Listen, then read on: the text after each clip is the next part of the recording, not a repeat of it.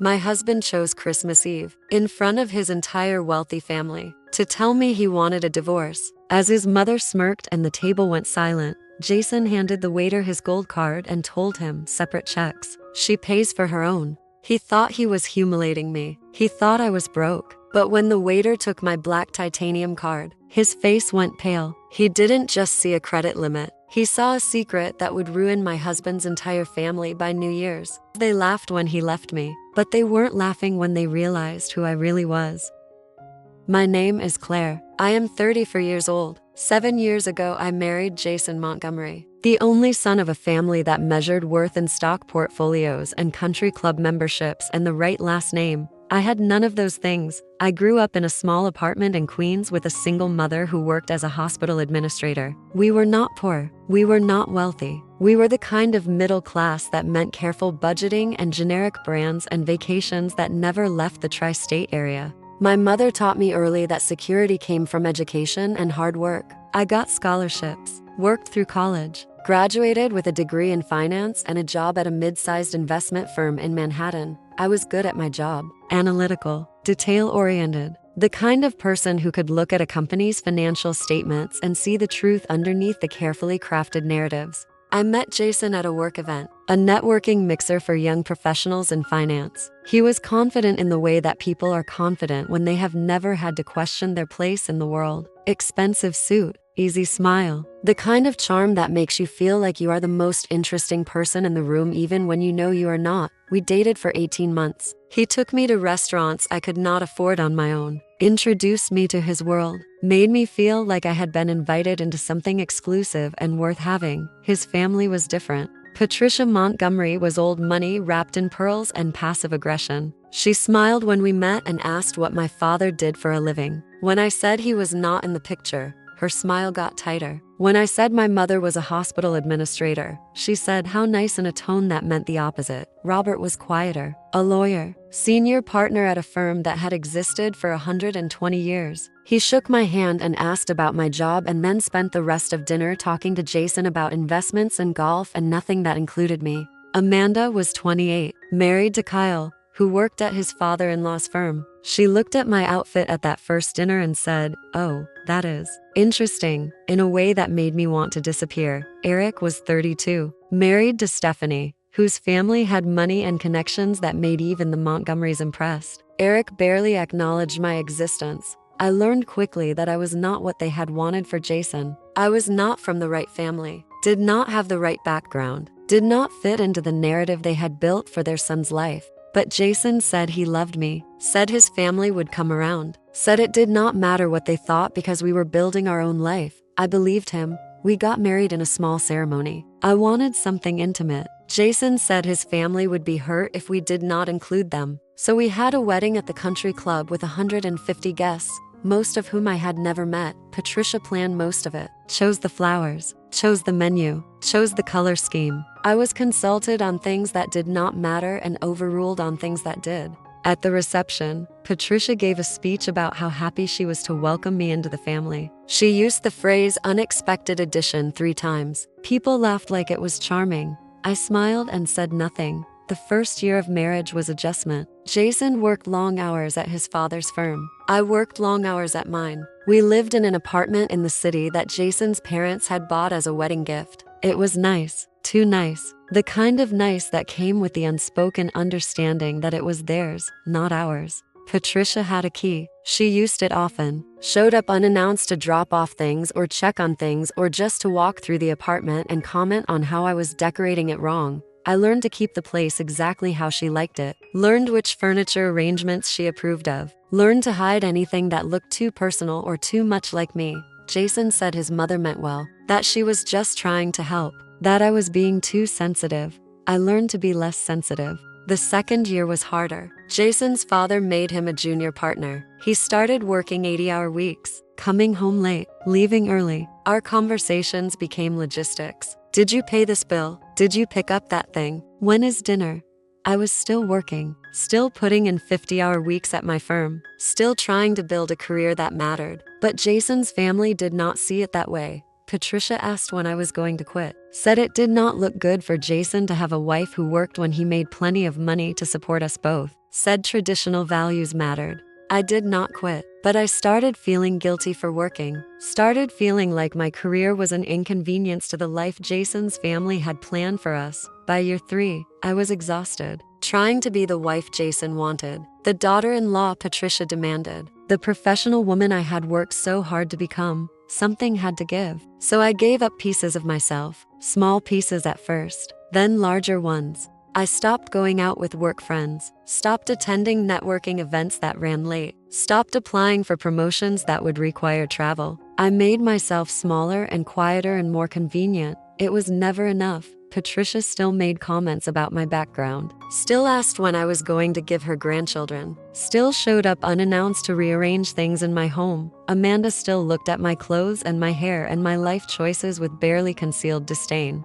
Stephanie was polite in the way people are polite when they know they are superior and do not need to be cruel to prove it. Jason said I was imagining things, that his family loved me, that I was being paranoid.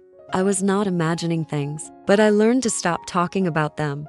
Year 4, Jason forgot my birthday, said he had been busy at work. Patricia threw him a surprise party for his 32nd birthday 3 weeks later. I helped organize it, sent invitations, ordered the cake, stood in the corner while everyone celebrated him. No one mentioned my birthday. No one asked if I had done anything special. I was simply the person who made sure Jason's party happened. Year 5, I got promoted, senior analyst, a $20,000 raise. I came home excited, ready to celebrate. Jason said congratulations and then spent the next hour talking about a case his father had given him. I stopped mentioning my career after that. Year 6, Patricia started talking about grandchildren, asking when we were going to start a family, saying Jason needed an heir. That was the word she used, heir, like we were royalty instead of people. I was not ready. I wanted to wait. Jason said we should try, said his mother was right, that it was time. I went off birth control. We tried for 6 months. Nothing happened. Patricia asked about it at every family dinner, made comments about fertility, about how women my age needed to be careful, about how I should see a specialist. I saw a specialist. Everything was fine. They said sometimes it just took time. Patricia said maybe the problem was stress, that maybe if I quit my job and focused on family things would happen naturally. I did not quit, but I felt like I was failing at something I was not even sure I wanted.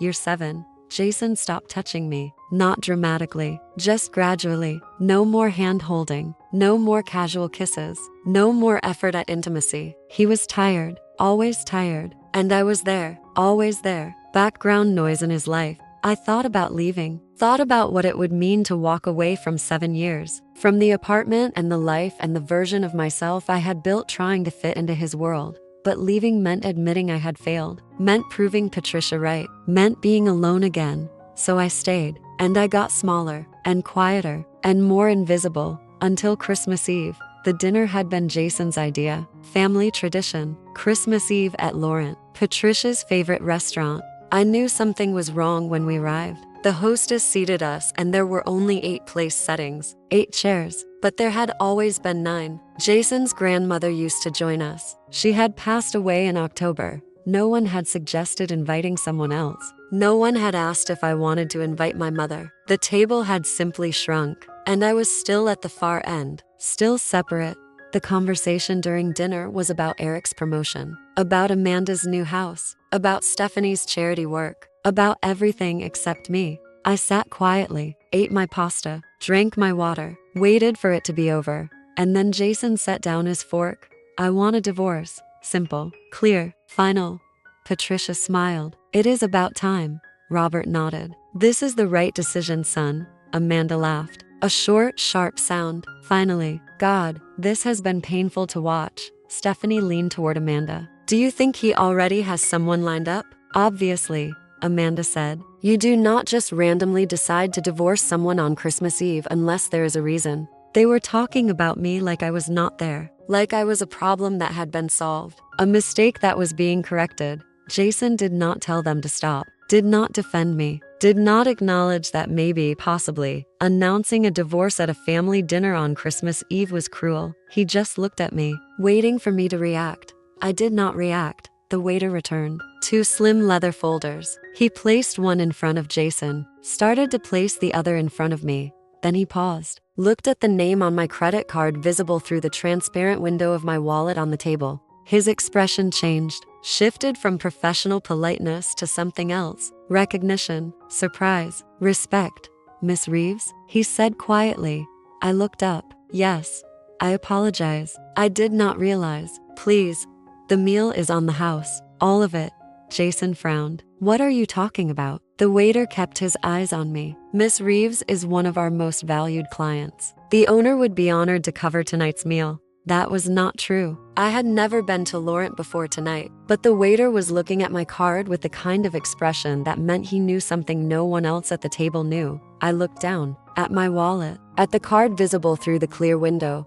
It was not my personal credit card. It was my corporate card, the one issued by Meridian Capital, the private equity firm where I had worked for 6 years, where I was now a managing director. The promotion had come through 3 weeks ago. I had not told Jason, had not told anyone in his family, because they had stopped asking about my career years ago and I had stopped offering information they did not want to hear. The waiter had recognized the name, not my name, the firm's name, Meridian Capital, one of the top private equity firms in the country, the kind of firm that managed billions in assets, the kind of firm whose executives were treated very well at establishments like Laurent. I looked at the waiter. That is not necessary. Please, he said, I insist. And the owner would like to speak with you before you leave, if you have a moment, of course. He took both leather folders, disappeared.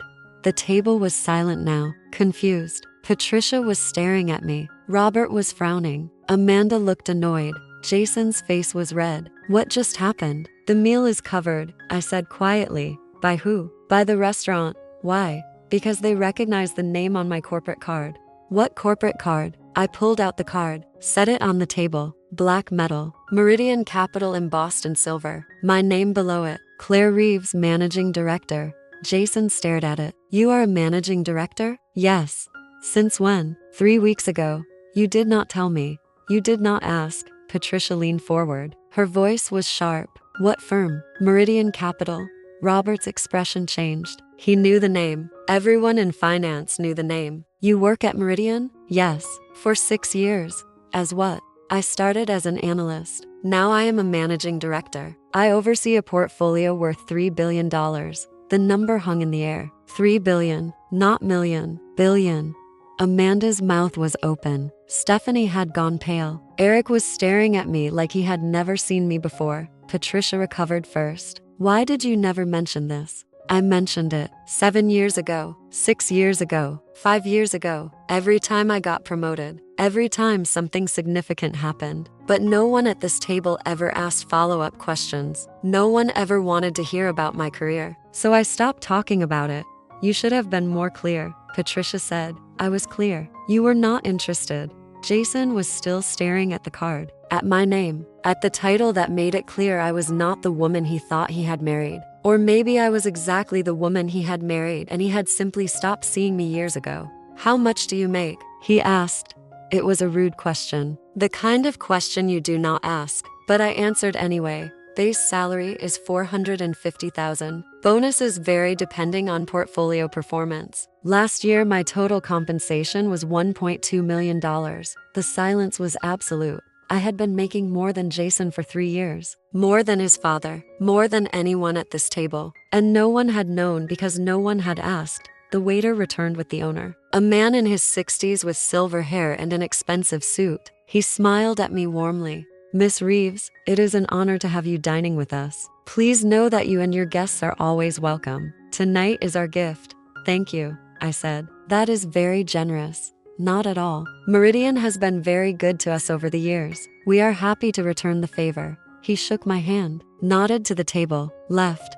I stood up, picked up my wallet, my phone, my coat from the back of the chair. Jason looked up. Where are you going? Home. To pack. Claire, we need to talk about this. No, you do not. You wanted a divorce. You announced it in front of your family on Christmas Eve. That was your decision. I accept it.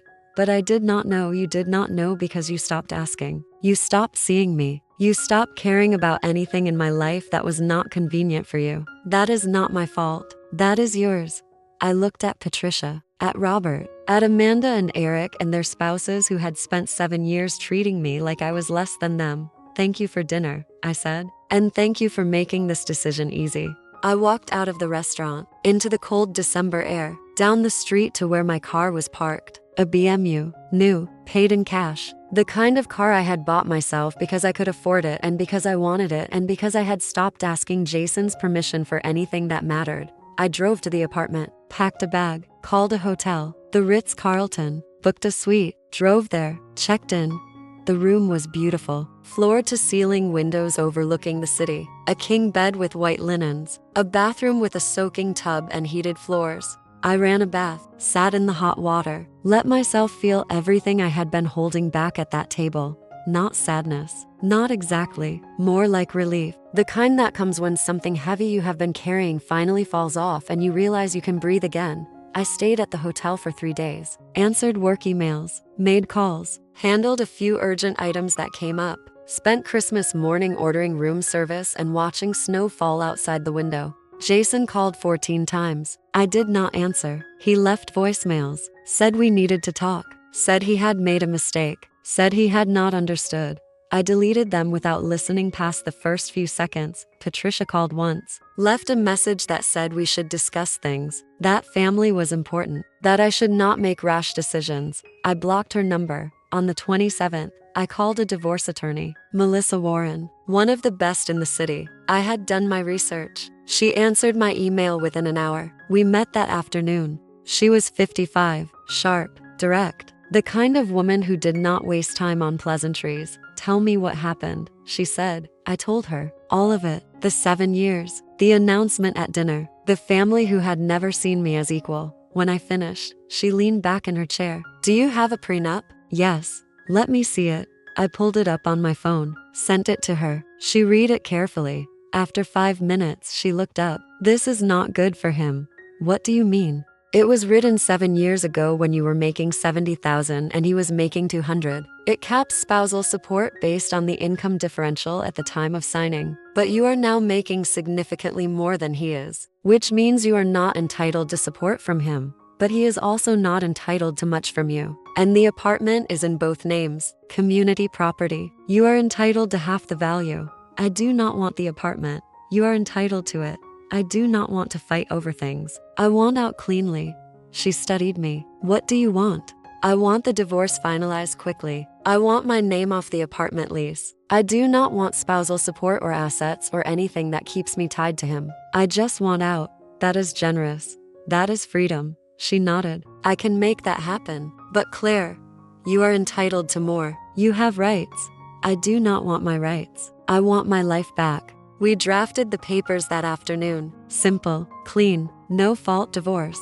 I would walk away from the apartment. No spousal support on either side. Assets divided equitably based on what we had brought into the marriage separately. It was more generous to Jason than he deserved, but I did not care. I wanted out more than I wanted to fight. Jason's attorney received the papers on January 2nd, called my attorney the same day, said Jason wanted to talk before we proceeded. Melissa asked if I wanted to take the call. I said no. Jason called me directly. I answered, put it on speaker while I was making coffee in my new apartment. "Claire, we should talk." "There is nothing to talk about. The papers are clear. You are being too generous. My attorney says you could take half the apartment value. More. Why are you not fighting?" "Because fighting means staying connected to you. And I would rather have my freedom than your money."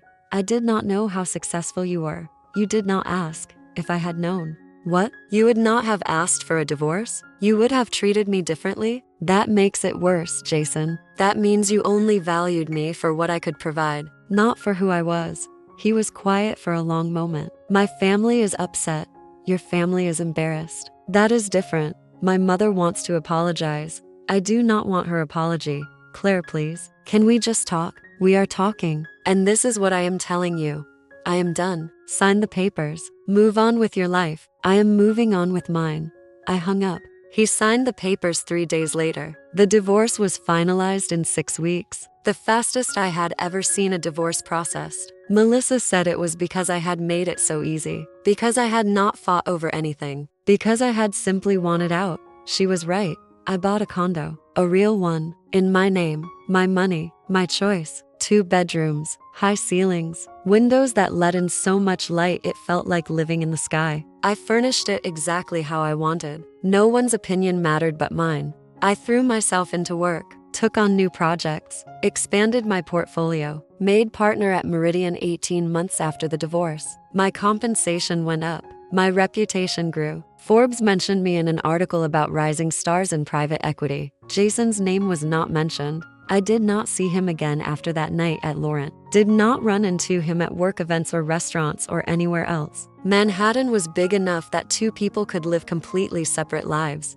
I heard through mutual acquaintances that he had started dating someone new 6 months after the divorce. Someone from a good family. Someone Patricia approved of. They got engaged a year later. I felt nothing. No jealousy. No regret. Just the flat neutrality of learning information about someone who used to be important and no longer was. I started dating eventually. Slowly. Carefully. People who saw me as I was. Who asked about my work and my life and my thoughts. Who did not need me to be smaller or quieter or more convenient. It was different. Better. Lighter. I did not think about Jason often. When I did, I thought about the waiter, about the moment the card had been recognized, about how one piece of plastic had revealed 7 years of being invisible, not because the card mattered, but because it had shown everyone at that table who I actually was, who I had been all along while they were busy not seeing me. I was not the woman they had thought I was. I was not the poor girl from Queens who had married up and should be grateful. I was not the wife who existed to make Jason's life easier and his family comfortable. I was Claire Reeves, managing director at one of the top private equity firms in the world. A woman who oversaw billions in assets and made 7 figures and had built a career they had never bothered to learn about. And when Jason announced the divorce on Christmas Eve, I had not begged or cried or made a scene. I had simply left, signed papers that let me walk away cleanly, and built a life that was entirely mine. That was the ending, not revenge, not a dramatic reveal where I proved them all wrong. Just a quiet exit, a signed document, and a life that no longer required anyone's permission. I am 37 now, 3 years past the divorce, partner at Meridian, living in a condo I own outright, building a career that matters and a life I am proud of. I do not know what happened to Jason or his family. Do not check their social media or ask about them. They are simply part of a past that taught me what I needed to know and then let me go. Some people might say I should have fought harder, should have demanded more in the divorce, should have made them pay for 7 years of dismissal, but fighting would have kept me tied to them. And I wanted freedom more than I wanted vindication. The waiter at Laurent did not change anything. The card did not change anything. Those things just revealed what had always been true. I was never the woman they thought I was, and I was better off without them. Here is what I want to know. If your husband announced divorce at a Christmas dinner and his whole family laughed, would you have walked away quietly or made them pay? Some people say you should always fight for what you deserve in a divorce. Others say freedom is worth more than revenge. Do you think I was wrong to give up my claim to the apartment and walk away with nothing? And the question I still wonder about sometimes, if you had been invisible to your spouse's family for 7 years, would discovering your success have felt like vindication? Or would you have felt sad that it took money for them to see you at all? Tell me your honest answer in the comments. If you believe people should face the consequences of their actions, hit subscribe. I have got more stories of justice that will blow your mind.